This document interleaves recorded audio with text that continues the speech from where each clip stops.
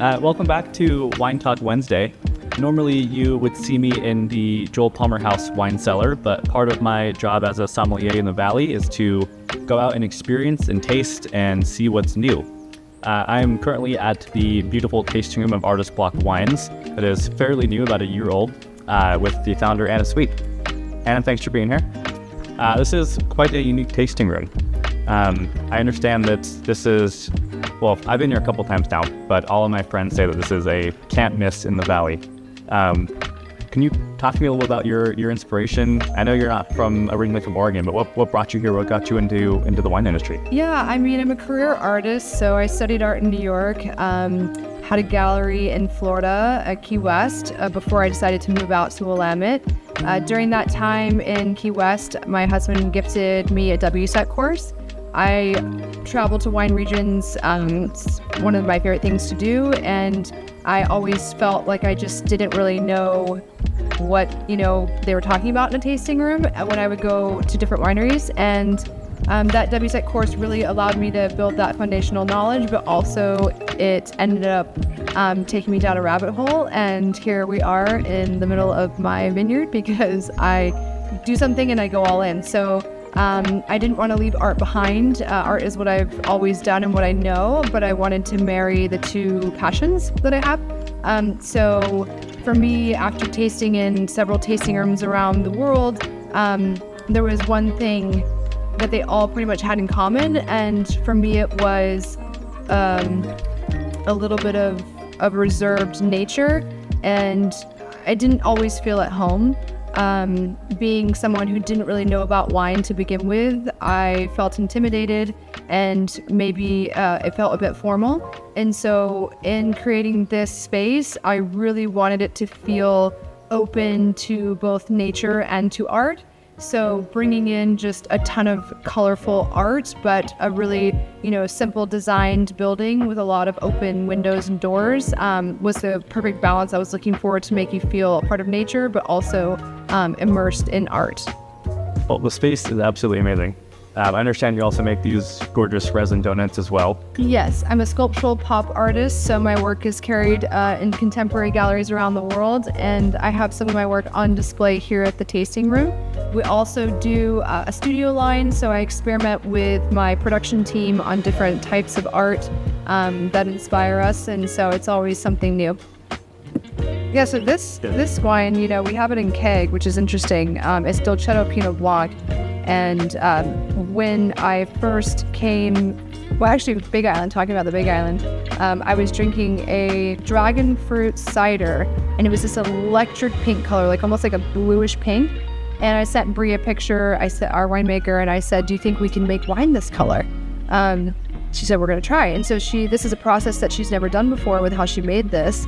And she hasn't really divulged all her secrets, but it's a red and white blend, so it's not a rosé. It's technically like a red and a white wine mixed together, but it was to get that really electric color. And actually the vintages, like the last vintage, is even more on the blue scale. So we're talking about that doesn't really exist in wine, like the color blue, but as an artist, I'm like, what's the craziest color wine that we can make? So each year when the vintage changes, we give it a Pantone match here. So I literally get out my Pantone book and I match it exactly to that year's vintage, and then it gets a code on the back, and it says, each year we celebrate nature's greatest gift to art, color, by recording the CMYK code for that year's harvest. So anyway, it was a really fun project to have between Brie and I, her being a master of wine and me being an artist, saying like, let's really bring the two together. And you focus on the quality of the wine, and I'll focus on like the vision for this work of art in a bottle. And how did you meet Brie?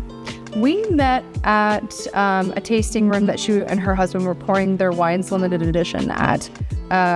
She was just there pouring and mentioned she was a consultant and wanting to get into winemaking. And I wanted a female winemaker. And so when I was going to decide what to plant here on site, I felt completely overwhelmed and just had no idea, being new to the wine world, what to plant. And my husband was like, "What about that woman you met that does consulting?" And so I reached out to her met them on site, and then we just started speaking each other's languages, wanting to do things a little bit differently, wanting to push the boundaries of what, the valley is capable of. I mean, you look around and it's just a stunning place. So many things are going to thrive and do well here. So it's like, what can we explore and try to see what hasn't been done? I mean, for me, coming from an art background, I create art that's familiar but new. And so that's what's carried over into the winemaking for us as well, is like, how can we take these traditional concepts and push them into a new territory? Like rosé, this isn't technically a rosé, it's a red and white blend, but the consumer is familiar and comfortable with it, but now getting to push their boundaries into a new territory that they might not have gone to before, because, we're making it something that they recognize, but then teaching them something new along the way. Yeah, absolutely. Well, speaking of pushing boundaries, I mean, this tasting room is a little unconventional for Oregon, but I think it's much needed for the growth of our industry. Because there's nothing else like this in the Valley. And you're really focusing on introducing wines to that younger generation of winemaking. Kind of what's the philosophy of that?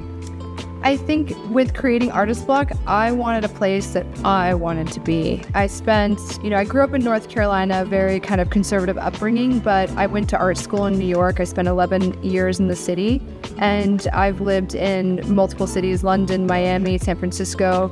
I love culture, and I love art, and I love places that make you feel at home, while still offering a high-end experience, products, food, wine, hospitality.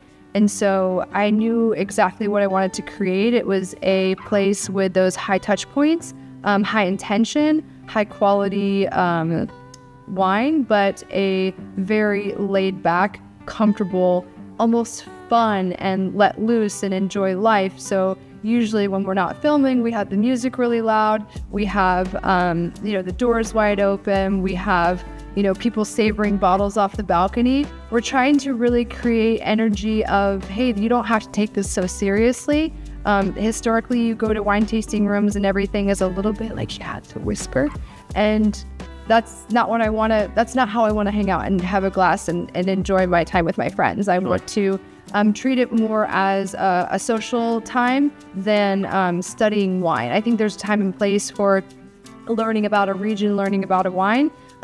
We want to do those things with you here, but we want you to also be able to just let loose and have fun and not take things so seriously if that's what you're here to do. I mean, that's part of the role as a sommelier too. It's I totally see what you're saying, understand that too, is we get a lot of guests that want that really formal, hi, good evening, welcome service, and then we get some of the guests that are a little more novice. And that's the whole point of this series that we've been doing, is to educate our guests on sort of wine service as a whole, but also make it more fun, more educational, and a little more welcoming than the typical New York face that they've usually seen as what they consider a sommelier be.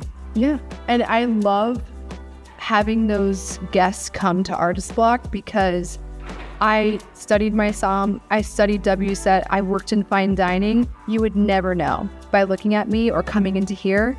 And when they sit down, they probably have a preconceived notion of what they think the experience is going to be.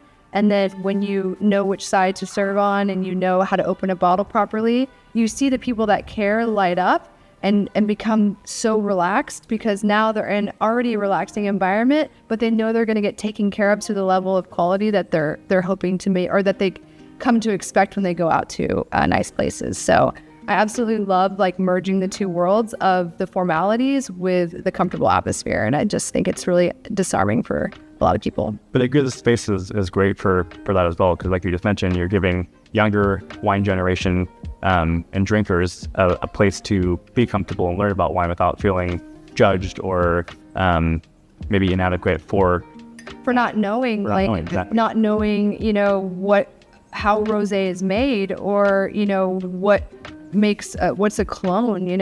I think that's not what and of course we tailor every experience to the guest, just like you said. As a good somm, you're doing that, you're reading the guest and what's important to them. But for Artist Block, it's important that we provide a place where if you don't know anything about wine, it doesn't matter. You're attracted to us because of the colorful nature of the tasting room and the fun vibe, how it makes you feel. And then once you're here, we get to introduce you to new things, softly educate you without you realizing it about wine, and slowly help you fall in love and understand that this is an art form in and of itself, just like the art on the walls. And so I think it's, very much positioned in that way with the labels to the space to be approachable. And so you don't have to take it too seriously. You just know that you want to try it. And then once we've got you in the gate, it's like now we get to open up your mind and teach something new. And then maybe you get bit by the wine bug like I did 4 years ago. And so, yeah. So you're fairly new. You've been here since May, the tasting room. Your wines aren't featured in any restaurants currently. No, they're not yet. Not yet. Not yet. Where do you see sort of the future of Artist Block going in the next 5 years? Where do you see the tasting room, the sort of the philosophy of the concept itself, but also the wines? Where do you hope to see the wines in 5 years from now?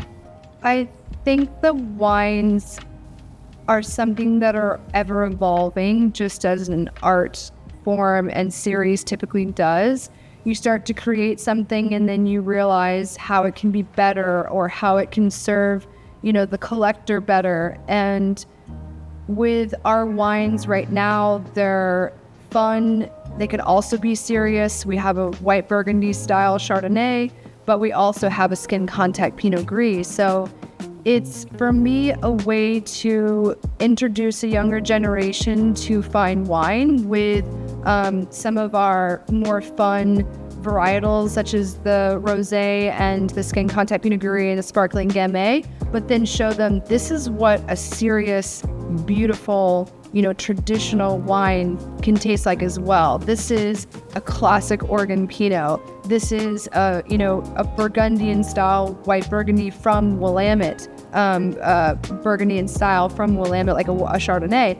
And those are things that a lot of these 20-something-year-olds have never tasted before, never knew existed. And so I think the future of the brand is helping more people not be intimidated to come into the world of fine wine. So being able to provide entry-level, high-quality, fun and exciting wines that then hold their hand towards something, more powerful and historic and, something that's tested time.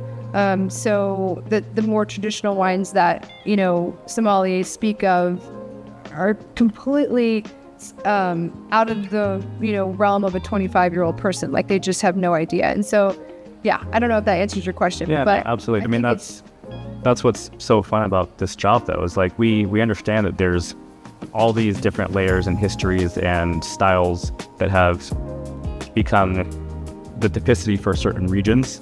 But then you have stuff like this that's really unique and different, and this is what excites soms for the most part. Because we can drink white Burgundy, we champagne, all that stuff. But drinking something that's super unique, that's never really been done before, or something that's a new style, makes it really unique. Yeah, and still having that intention of quality and